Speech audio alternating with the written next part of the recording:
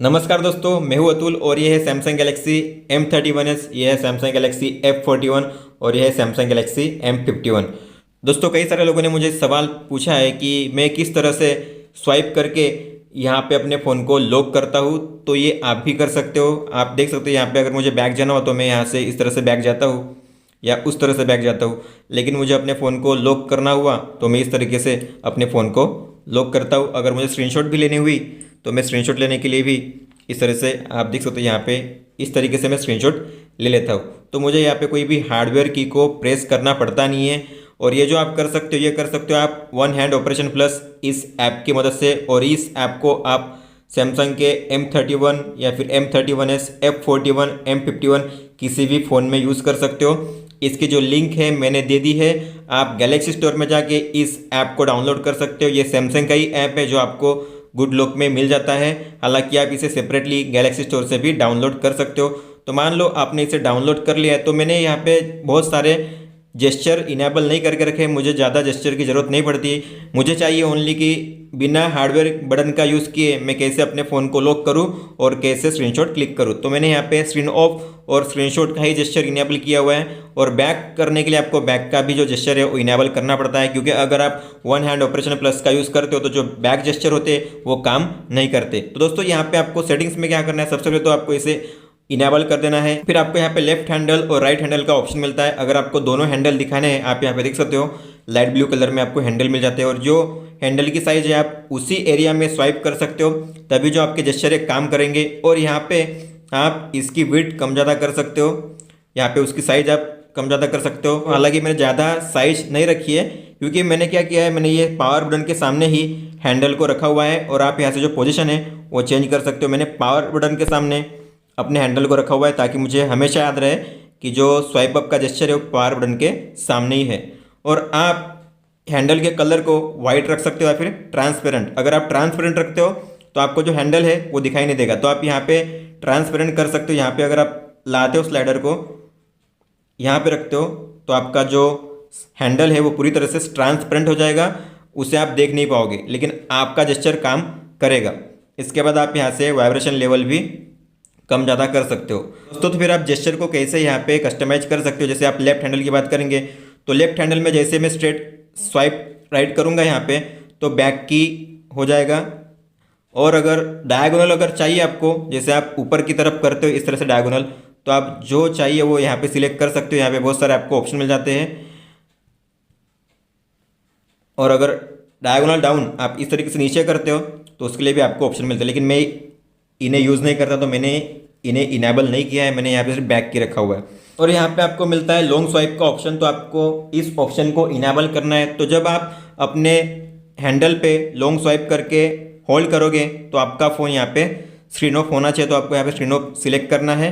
फिर diagonal up और down में आपको अगर आप चाहते हो रखना तो आप रख सकते हो। जैसे आप यहाँ पे देख सकते हो, अगर मैं यहाँ पे इस तरीके से होल्ड करूँगा तो पैनल खुल जाता है। अगर मैं नीचे डायगोनल से करूँगा तो टास्क स्विचर यहाँ पे खुल जाता है। आप फिर यहीं से इन्हें ओपन कर सकते हो या फिर इन्हें पॉपअप व्यू में भी यहाँ से ओपन इन पॉपअप व्यू भी कर सकते हो। तो ये आपको ऑप्शन मिलता है, अगर आपको करना है तो आप कर सकते हो।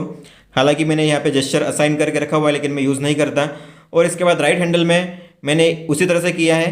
यहाँ पे राइट में बैक की किया हुआ है, इस तरीके से बैक ही होगा। अगर मैं ऊपर की ओर जाता हूँ इस तरीके से मैं टॉर्च किया हुआ है, तो मैं जैसे यहाँ पे करूँगा तो आप देख सकते हो यहाँ पे टॉर्च एक्टिव हो जाता है। और वापस टॉर्च को अगर ऑफ करना हुआ आपको तो आपको उसी तरीके से करना है, टॉर्च ऑफ हो जाता है, आप देख सकते हो। और फिर डायगोनल डाउन, तो डायगोनल डाउन के लिए मुझे कोई नहीं चाहिए तो मैं यहाँ पे नॉन करूँगा। और यहाँ पे भी लॉन्ग स्वाइप को करके आपको यहाँ पे स्ट्रेट लेफ्ट में लॉन्ग स्वाइप करोगे, होल्ड करके करोगे तो स्क्रीनशॉट क्लिक हो जाएगी। तो आपको यहाँ पे स्क्रीनशॉट सिलेक्ट करना है। तो अब आप देख सकते हो, अब मैं यहाँ पे स्वाइप करके होल्ड करूँगा तो स्क्रीनशॉट क्लिक हो जाएगी। तो आपको यहाँ पे स्वाइप करके थोड़ा होल्ड करना है तो स्क्रीनशॉट भी आप इस तरह से क्लिक कर सकते हो। अगर आपको फिर डायगोनल अप या डाउन के लिए भी अगर जेस्चर असाइन करने हुए तो आप असाइन कर सकते हो।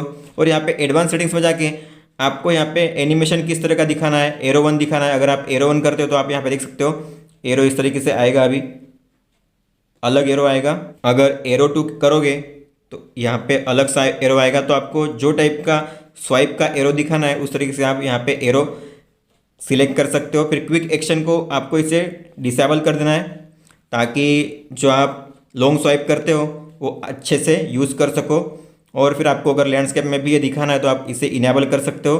फिर आपको हाइड ऑन लॉक स्क्रीन, तो लॉक स्क्रीन पे अगर आपको इसे हाइड करना है तो आप कर सकते हो। और हाइड इन क्विक पैनल, अब आप देख पा रहे हो यहाँ हैंडल आपको दिखाई दे रहे हैं। जैसे मैं यहाँ पे नीचे करूँगा तो हैंडल हाइड हो जाते हैं। तो आप अगर इसे डिसेबल करते हो तो हैंडल अभी भी मौजूद होंगे।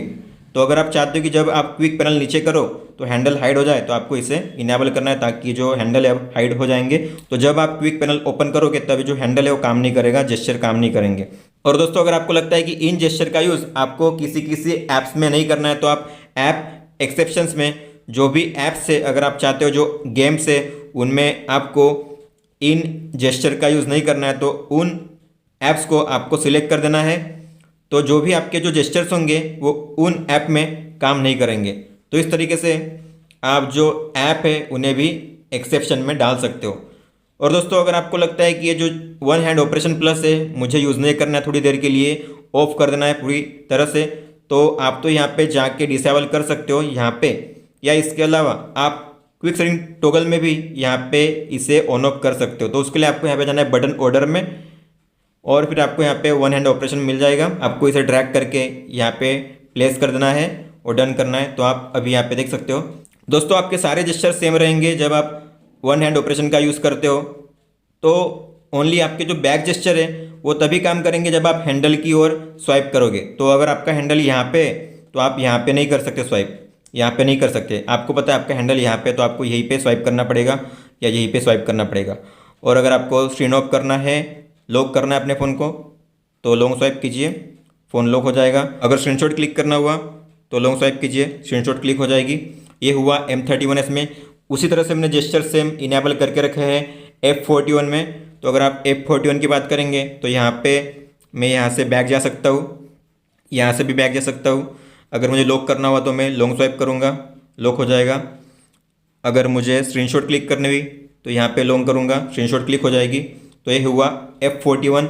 और उसी तरह से मैंने यहाँ पे M51 में भी ये जो जेस्चर है इनेबल करके रखे हैं। जैसे आप यहाँ पे देख सकते हो, अगर मुझे बैक करना हुआ तो मैं इस तरीके से बैक जाऊँगा या इस तरह से। अगर मुझे स्क्रीन लॉक करनी हुई तो लॉन्ग स्वाइप करूँगा, स्क्रीन लॉक हो जाएगी।